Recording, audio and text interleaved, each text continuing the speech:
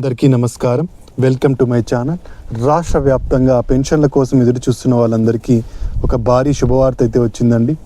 పెన్షన్లకు సంబంధించి ఒక కీలకమైన అప్డేట్ అయితే రావడం జరిగింది. మనకు జూన్ 12వ తేదీనే పెన్షన్లకు అప్లికేషన్ల స్వీకరణ ఉంటుంది అని చెప్పడం జరిగింది. అయితే కొన్ని కారణాల వల్ల ఈ డేట్ను పోస్ట్పోన్ చేయడం జరిగింది. అయితే ఎప్పుడు కొత్తగా పెన్షన్లకు అప్లై చేసుకోవచ్చు, అలాగే ఏ కేటగిరీల వాళ్ళు పెన్షన్కి అప్లై చేసుకోవచ్చు, ఏ డాక్యుమెంట్స్తో అప్లై చేసుకోవాల్సి ఉంటుంది, ఎక్కడ అప్లై చేసుకోవాల్సి ఉంటుంది, అలాగే పెన్షన్ పొందుతున్న వాళ్ళకు ఏదైనా అప్డేట్ ఉందా, ఇలాంటి పూర్తి వివరాలను మనం ఈ వీడియోలో అయితే చూసేద్దామండి. మీరు ఇంతవరకు నా ఛానల్ని సబ్స్క్రైబ్ చేసుకున్నట్టయితే దయచేసి సబ్స్క్రైబ్ బటన్ పైన క్లిక్ చేసి గంట సింబల్ పైన ప్రెస్ చేసి ఆల్ పైన క్లిక్ చేయండి. దీనివల్ల నేను చేసే ప్రతి వీడియో యొక్క నోటిఫికేషన్ మీకు అందుతుంది. ఏపీ ప్రభుత్వ పథకాలకు సంబంధించిన ఏ సమాచారాన్ని మీరు మిస్ అవ్వకుండా ఉంటారు. లైక్ చేయండి, షేర్ చేయండి, వీడియోని ఎక్కడా స్కిప్ చేయకండి, చివరి వరకు చూడండి. దీనివల్ల ఇంపార్టెంట్ పాయింట్స్ మిస్ అవ్వకుండా ఉంటారు. ఇక ఆలస్యం చేయకుండా వీడియోలోకి అయితే వెళ్ళిపోదాం. రాష్ట్రంలో కొత్త పెన్షన్లకు అప్లికేషన్ల స్వీకరణ ఉంటుంది జూన్ 12న అని చెప్పడం అయితే జరిగింది, ప్రకటన రావడం జరిగింది. అయితే కొన్ని కారణాల వల్ల ఈ డేట్ను అయితే పోస్ట్పోన్ చేయడం జరిగింది. మొత్తం 28 కేటగిరీలకు పెన్షన్లను అప్లై చేసుకోవడం కోసం ప్రభుత్వం అప్లికేషన్ల స్వీకరణ అయితే చేపట్టబోతోంది. ఇది వచ్చేసి జూలై నెల మొదటి వారంలో అయితే జరగబోతోందండి. జూలై నెల మొదటి వారంలో ఈ పెన్షన్లకు అప్లికేషన్ల స్వీకరణ ఉంటుంది అని చెప్పడం జరిగింది. ఈ పెన్షన్లు ఏ పెన్షన్లకు అప్లికేషన్లు తీసుకుంటారంటే ముఖ్యంగా వితంతు పెన్షన్లు మరియు చేతి వృత్తుల వారి పెన్షన్లు, ఒంటరి మహిళా పెన్షన్లు, అలాగే దివ్యాంగ పెన్షన్లు మరియు వృద్ధాప్య పెన్షన్లకు, ట్రాన్స్జెండర్ల పెన్షన్లకు, ఇలా 28 కేటగిరీల్లో పెన్షన్లకు అప్లికేషన్ల స్వీకరణ అయితే ఉండబోతోంది. ఈ పెన్షన్లు రావాలంటే ఎక్కడ అప్లై చేసుకోవాలి, ఏ డాక్యుమెంట్స్తో అప్లై చేసుకోవాలి, ఇలాంటి వివరాలను చూద్దామండి. ముందుగా పెన్షన్ కోసం మనము సచివాలయంలోకి వెళ్ళి అప్లై చేయాల్సి ఉంటుందండి. అక్కడ అప్లికేషన్ ఇవ్వడం జరుగుతుంది. అప్లికేషన్ ఫిలప్ చేసి డాక్యుమెంట్స్ను జతపరచాలి. ఏ డాక్యుమెంట్స్ను జతపరచాలి అంటే ఒక్కొక్క కేటగిరీకి ఒక్కొక్క సపరేట్ డాక్యుమెంట్ ఉంటుంది. కామన్గా కొన్ని డాక్యుమెంట్స్ ఉంటాయి. వాటిలో ముఖ్యంగా ఆధార్ కార్డు జిరాక్స్ కాపీ ఉండాలి. తెల్ల రేషన్ కార్డు ఏదైతే స్మార్ట్ రేషన్ కార్డు అందించడం జరిగిందో ఈ smart ration card xerox copy ఇవ్వాల్సి ఉంటుంది. అలాగే caste certificate, income certificate, Aadhaar update history ఇవ్వాల్సి ఉంటుంది. అలాగే మనకు చేతి వృత్తులకు సంబంధించిన ఐడెంటిటీ కార్డు జిరాక్స్ కాపీ ఇవ్వాల్సి ఉంటుంది. అలాగే ఒంటరి మహిళా పెన్షన్కు భర్తతో విడిపోయినట్టుగా డైవర్స్ సర్టిఫికేట్ ఇవ్వాల్సి ఉంటుంది. ఇక దివ్యాంగ సోదరులకు సదరం సర్టిఫికేట్ను సబ్మిట్ చేయాల్సి ఉంటుంది.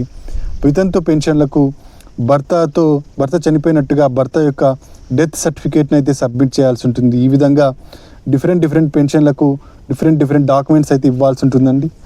దాదాపుగా 15 లక్షల మంది ఈ పెన్షన్ల కోసం ఎదురు చూస్తున్నట్టు ప్రభుత్వం అంచనా వేస్తోంది. ఇప్పుడున్న సంఖ్యకు ఈ 15 లక్షల మంది చేరినట్టయితే దాదాపుగా 73 లక్షల మంది పెన్షన్దారులు అవుతారు. ఇక ప్రభుత్వంపై భారం అయితే పడనుంది. కానీ ఈ భారాన్ని మోయడానికి ప్రభుత్వం సిద్ధంగా ఉంది.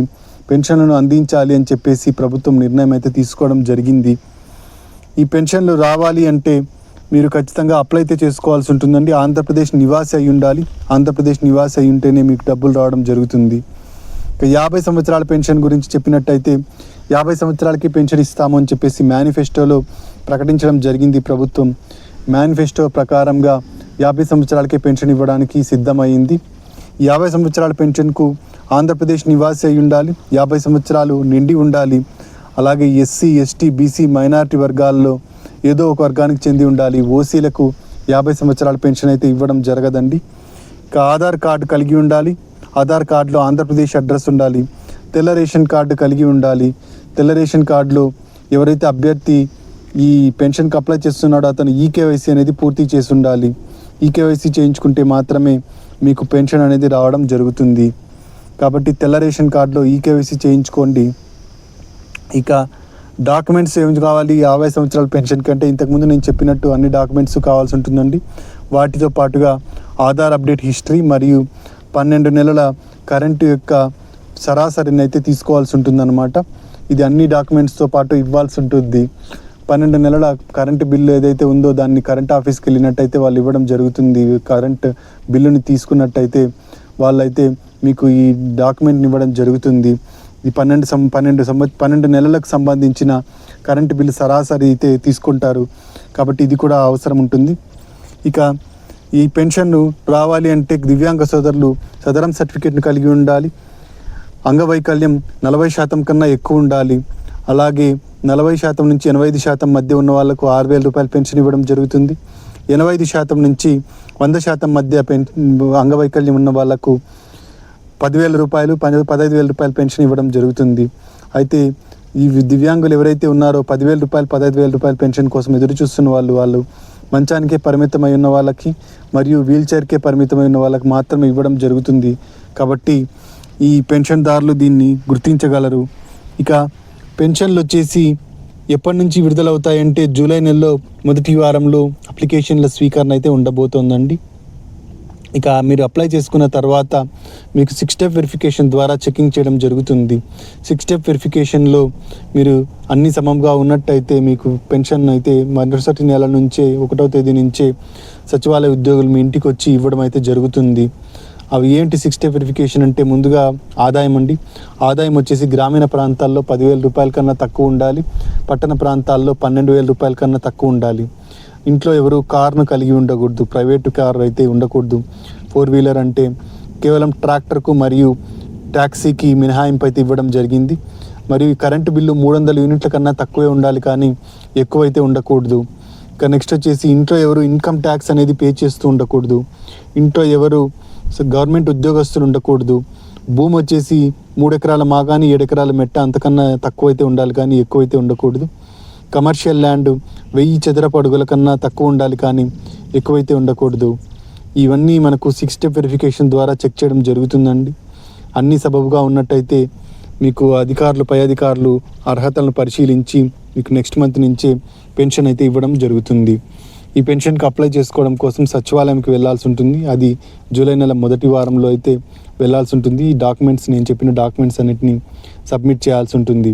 ప్రభుత్వం 27,719 కోట్ల రూపాయలను ఎన్టీఆర్ భరోసా పెన్షన్ కోసం మాత్రమే కేటాయించడం జరిగింది ఈ బడ్జెట్లో ఈ నిధులను ప్రభుత్వం ఎవరైతే పెన్షన్ కోసం అప్లై చేసి ఉంటారో వాళ్ళకు అందించడం జరుగుతుంది. గత ప్రభుత్వం హయాంలో ఎవరైతే అప్లై చేసుకున్నారో వాళ్ళు మళ్ళీ ఇంకొకసారి అప్లై అయితే చేసుకోవాల్సి ఉంటుందండి. వాళ్ళకు కొత్త పెన్షన్లకు అప్లై చేసుకున్నట్టయితే వాళ్ళకు మళ్ళీ ఇంకొకసారి డాక్యుమెంట్స్ని సబ్మిట్ చేసినట్టయితే ఈ పెన్షన్ అయితే అందించడం జరుగుతుంది. ఇదండి పెన్షన్కి సంబంధించిన తాజా సమాచారం. నా ఛానల్ని సబ్స్క్రైబ్ చేసుకోండి, వీడియోని లైక్ చేయండి, తెలిసిన వాళ్ళందరికీ షేర్ చేయండి. కింద హైప్ బటన్ ఉంటుంది, హైప్ పాయింట్స్ ఇవ్వడం మర్చిపోకండి. ఖచ్చితంగా పెన్షన్ల కోసం అప్లై చేసుకోండి. Thank you for watching.